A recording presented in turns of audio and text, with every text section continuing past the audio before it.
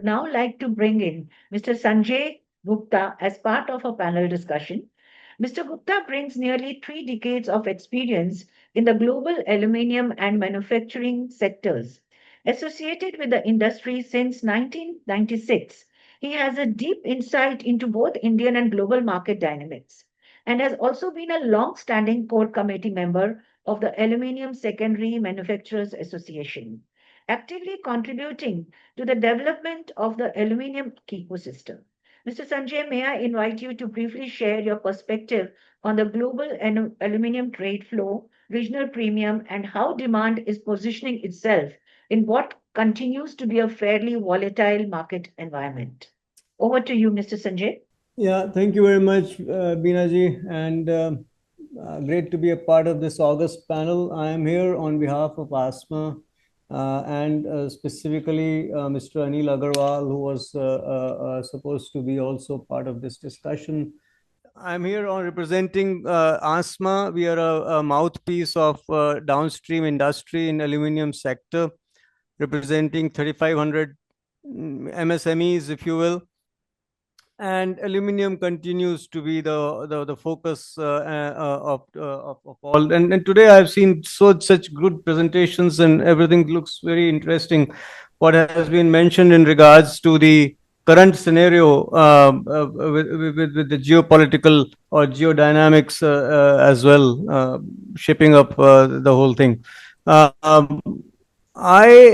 I have a few slides where I will just talk a little bit about aluminium consumption in India has increased from 3.2 million tons to 3.2 metric tons per person to 4.95 metric tons now, approximately. Per capita aluminium consumption in India is 3.5 kilograms, which is way low compared to 12 kgs or 28 kgs in China. This you all know. This is something which is available in the discussion.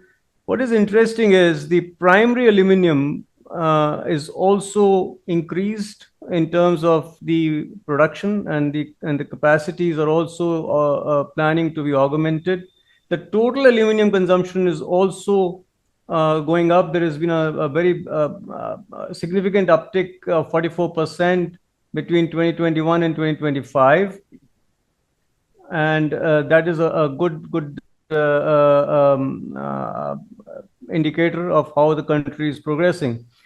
There's something which I did recently to check on certain numbers, and I plotted the growth of the GDP of China over from 1990 to 2013, I believe. Yeah, because this panel is coming in front of my presentation, so I will try to make it minimize. Yeah, here it is, 2013. And I also plotted the production and the consumption of aluminium in China from 1990 to 2013. And you can see the kind of correlation which we have between the growth in GDP and also the consumption and production of the aluminium. I believe that India will be emulating this graph as we go forward. And I had Neha's presentation was very apt, that the growth in the consumption of aluminium will be significant till 2030. We are expecting to have the growth, the consumption around 8 million tons, which is where the crux of the matter is also. Are we ready? Is our policy driven towards this kind of growth that we want to see in India? I mean, just in perspective, in 1980, the total production of primary aluminium in China was 0.4 million tons, and today it is 40 million tons. In 2023, and it's even more than that. If we say that way. So what has happened? China has positioned itself in such a strong position with the growth of primary capacity and the growth of downstream industry as well. Both side has been phenomenal in terms of, and what is the policies that have, what are those policies which have made them so strong in this market? Let's think about it a little bit more, and then we will have a little bit of more clarity on what we are trying to do. Um, okay, this is something which everybody is okay. This is industrial production, construction, and GDP, and how growth of aluminium is linked with these. We already seen these. Now look at this graph. The primary imports are nearly constant in India from 2014 to 2000. I have plotted only up to 2023. And I've taken this information from the vision document, which has been published recently by the Ministry of Mines.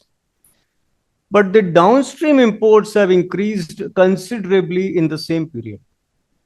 Okay, so primary imports are nearly constant or reducing, but the downstream is increasing. Now we look at the export. Look at the primary exports. The primary export, between 2014 and 2023 is growing fairly fast. There has been a big uptick. We export 50% of the primary metal production that we do in India, primary aluminium production that we do in India, we export 50% of that. And the downstream exports are growing very slow. Our MSMEs are not competitive. There are many factors behind that. Our MSMEs are not competitive in the global market when it comes to the export, of the downstream products. And if we see India's export, the whole shift towards EU is loaded more with the primary rather than with the value-added downstream. And yet we import a lot of material which in the downstream sector. We are the only country in the world where the duty structures between the downstream and the primary is same, 7.5% plus 10% surcharge.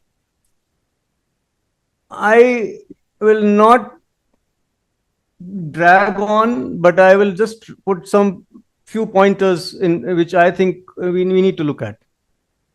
India's downstream industry has no access to duty-free aluminium, except when it comes to export driven advanced license, import, and we get, the downstream industry gets the import parity pricing of the metal in India. Import tariff limits the growth and development of this industry, and at the cost of that small